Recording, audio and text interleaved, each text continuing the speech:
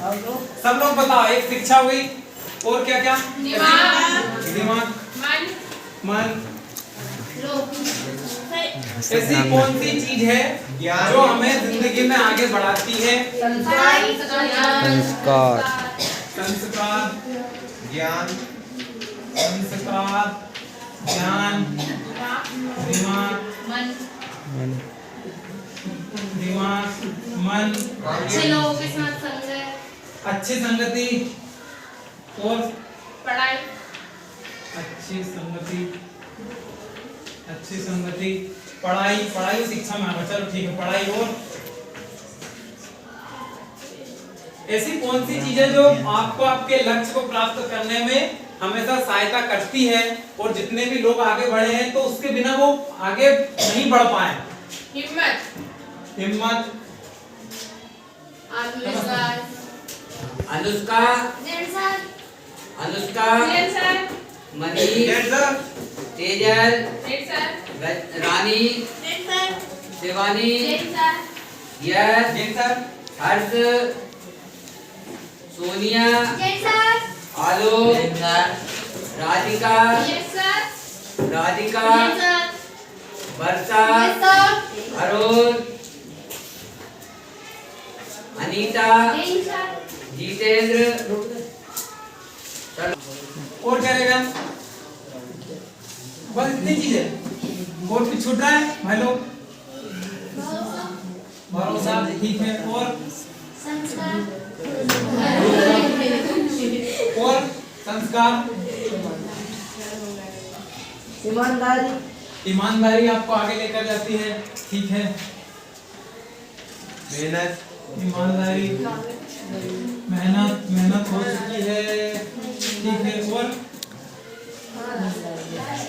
मेहनत, भरोसा, भरोसा, ठीक है, हो गया। और बताइए, कुछ देर के लिए काफी बंद कर दोगे ना तो बहुत अच्छी चीज सीख कर जाओगे। गुरु, गुरु और क्या? गुरु, लालच, लालच, हाँ, तो लालच में हमको आगे लेकर जाता है।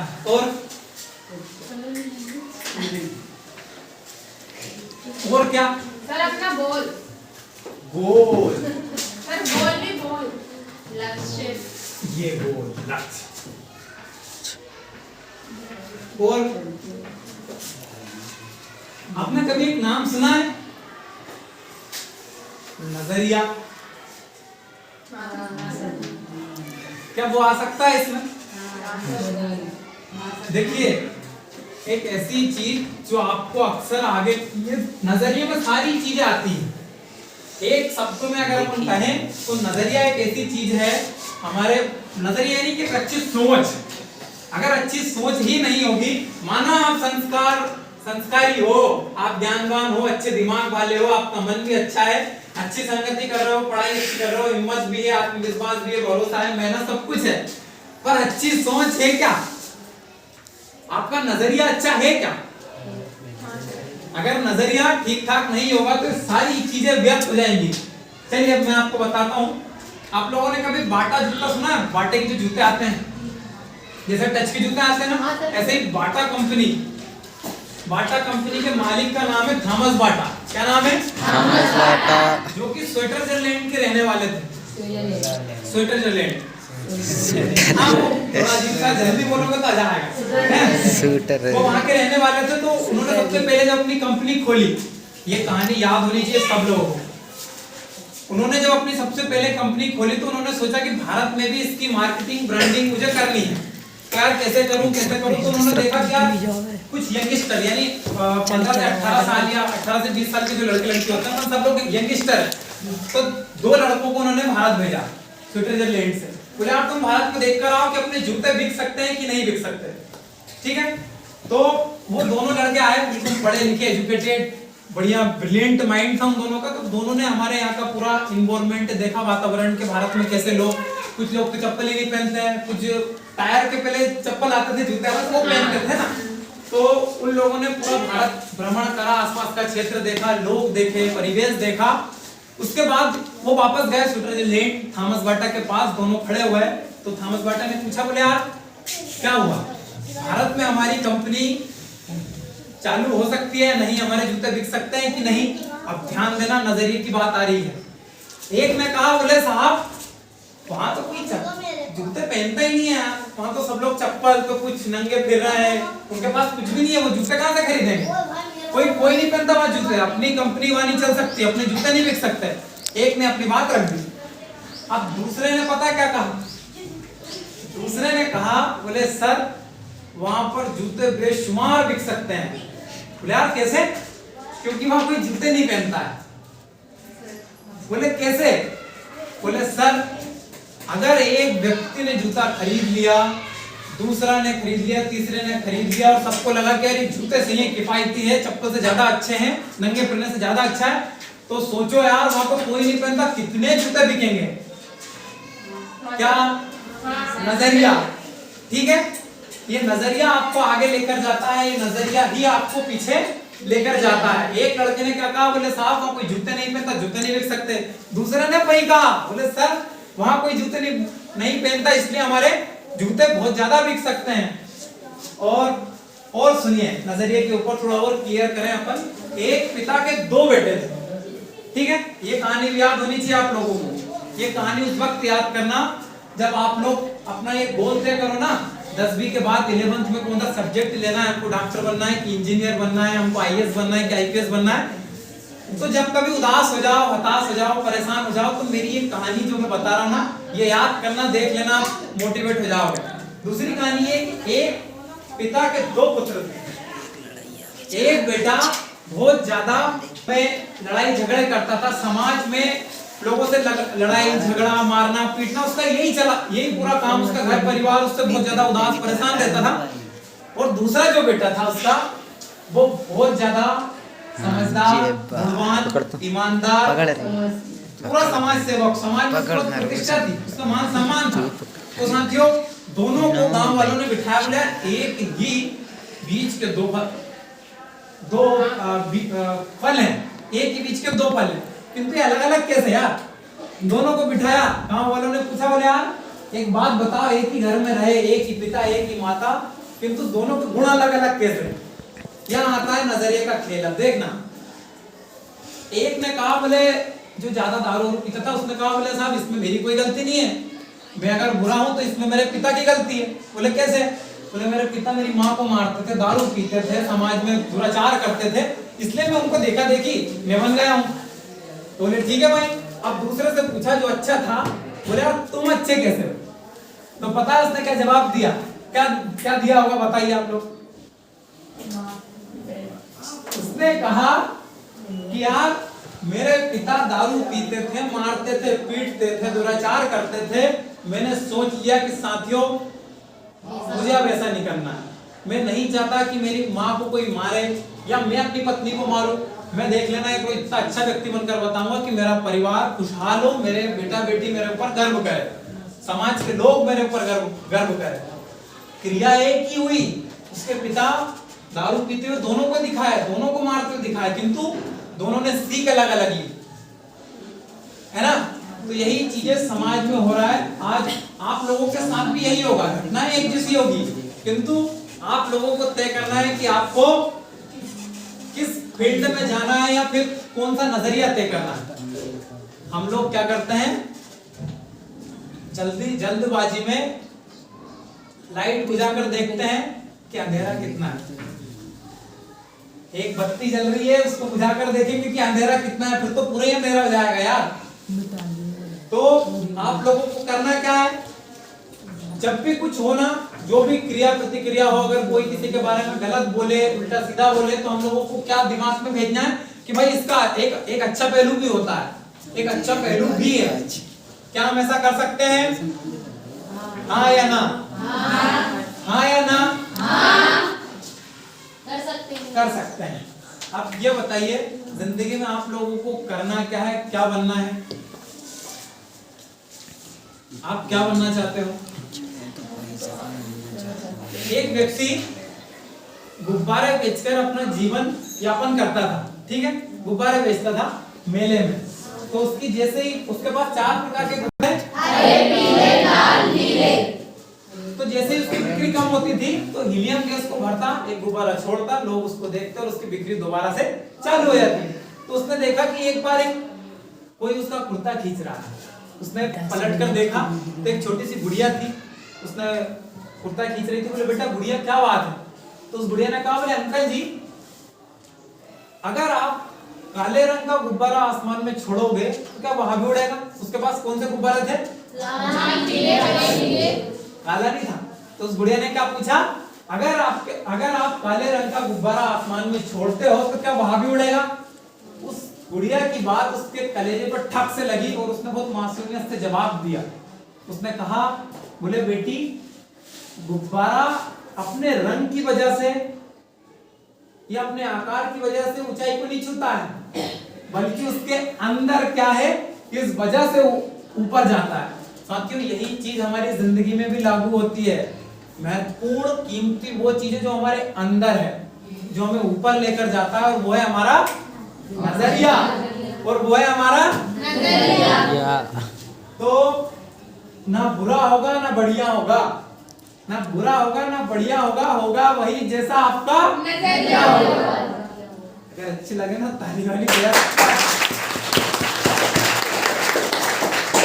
और एक बात और, आप यार बड़े सपने देखो। इस हम लोग देख रहे हैं कि हमारा स्कूल ऐसा है, यहाँ टीचर ठीक ठाक नहीं है, हमारा गांव इतना पिछड़ा हुआ है, तो क्या हम कुछ अच्छा कर सकते हैं हमारे गांव के लिए, हमारे लोगों के लिए? द्रौपदी मुर्मू कौन है? राष्ट्रपति है ना यार। आदिवासी महिला होके वो राष्ट्रपति बन चुकी है। उनका संघर्ष, उनकी मेहनत, ज्ञान, दिमाग, सब कुछ, किंतु उन्होंने सही दिशा में उसको लेकर गए। उनका नजरिया बहुत प्यारा था। उन्होंने सोच कर रखा था कि मुझे समाज सेवा करना है या मुझे पढ़ाई के क्षेत्र में आगे बढ़ना है। एक बात तय करें कि हम लोगों को करना क्या है। एक गुरु थे, उनके 2 शिष्य थे। गुरु ने कहा बोले एक काम करो, ये इतनी जमीन है, 100 फीट खोदो, पानी निकल आएगा। जाओ, दोनों को आदेश दिया। कितने फीट खोदना है? 100 फीट। कितने शिष्य थे? 2 शिष्य थे। दोनों गए, गुरुजी बैठ गए ऐसे देख रहे हैं। तो एक शिष्य ने क्या करा, 10 फीट खोदा, 10 फीट खोदा, 10 करके ऐसे 10 गड्ढे खोद दिए। उसके हुए 100 फीट। और एक जो शिष्य था उसने एक ही जगह 100 फीट का गड्ढा करा, उसमें पानी निकल आया। वो दोनों लौट कर आए तो गुरुजी ने कहा बोले किसके गड्ढे में पानी निकला बताओ। तो वो एक तो उदास होगा, बोले गुरुजी मैं तो थक ही लिया, 100 फीट खोद के मैंने खोदा 100 फीट। बोले बेटा चलो मेरे को बताओ। तो उसने बताया 10 फीट यहाँ खोद दिया, 10 फीट। उसने खोदा तो 100 फीट है ना, उसने भी ईमानदारी से खोदा, किंतु साथियों उसने एक चीज बस दिमाग नहीं लगाया उसने। और जो दूसरा था उसने एक ही जगह प्रयास करा और पानी निकला। तो साथियों, जब भी कुछ करने जाओ तो सबसे पहले दिमाग लगाओ कि हम कर क्या रहे हैं। अभी हम लोग क्या है, 10वीं में आए तो हम लोगों के दिमाग में यार डॉक्टर बनना है मेरे को, है ना। और हम लोग क्रिकेट खेल लेते हैं तो बोले हमको क्रिकेटर बनना है। अगर डांस देख लेते हैं तो हमको डांसर बनना है।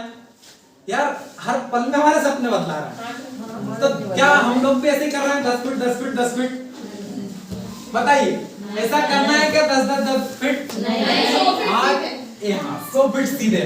साथियों, आज अगर समाज में ज्यादा बेरोजगार लोग घूम रहे हैं ना, तो इसका कारण भी यही है। वो एक पल में डॉक्टर बनने की सोचते हैं, अलग अलग फील्ड में प्रयास कर रहे हैं। यार एक फील्ड में प्रयास करो ना, आप लोग महारत हासिल करो। द्रौपदी मुर्मू वो चाहती ना तो डॉक्टर बन सकती थी, किंतु डॉक्टर वाली लाइन में गई नहीं वो। उनको लगा कि यार मेरे को इसी फील्ड में आगे बढ़ना, तो दिन रात उन्होंने प्रयास करा और आज देश की राष्ट्रपति बनी महामहिम द्रौपदी मुर्मू। तो मेरे हिसाब से एक लक्ष्य बनाओ, ठीक है, और एक ही लक्ष्य पर हमको काम करना है जिंदगी भर। मेरा सपना है कि मैं बोल अच्छा सकता हूं, मुझे ऐसा लगता है, तो मैं बोलने पर काम कर रहा हूं। बाकी देखो मेरा बायो है तो मैं डॉक्टर वाली लाइन में जा सकता हूं। मैंने कारपेंटर किया है, जो बढ़ाईगिरी का काम है, फर्नीचर वगैरह बनाते हैं ना, इस पे मैंने 1 साल दिया है। अभी 25 साल की एक नौकरी अहमदाबाद की थी, बोले आप आ जाओ। साथियों 25 साल मेरे को 25,000 रुपए नहीं चाहिए, मैं खुश नहीं रह सकता। मेरे अंदर जो है ना, मैं उसको भी बढ़ावा देना चाह रहा हूँ। मैं एक ही जगह गड्ढा खोदूंगा, चाहे पानी निकले या ना निकले। मेरे को बोलना सीखना है, अच्छा बोलना सीखना है। एक ही जगह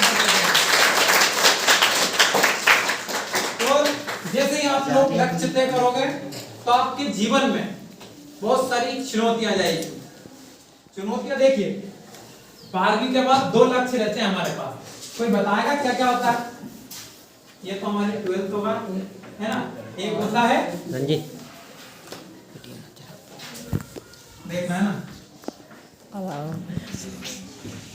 जीवन यापन, खत्म खेल, और एक जीवन लक्ष्य। तो कई लोग, है ना, ये सरल रास्ता है, पढ़ाई छोड़ दो, घर गृहस्थी संभालो, खत्म खेल, रिश्ते नाते पोती, ये इसमें आ गया।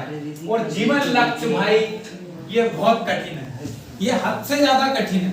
किंतु अंतिम पल में जिंदगी में कुछ ऐसा बड़ा विस्फोट होता है जिसमें आपको मान सम्मान इज्जत शोहरत पैसा सब कुछ मिलता है। और वो किसमें मिलता है? जीवन लक्ष्य में।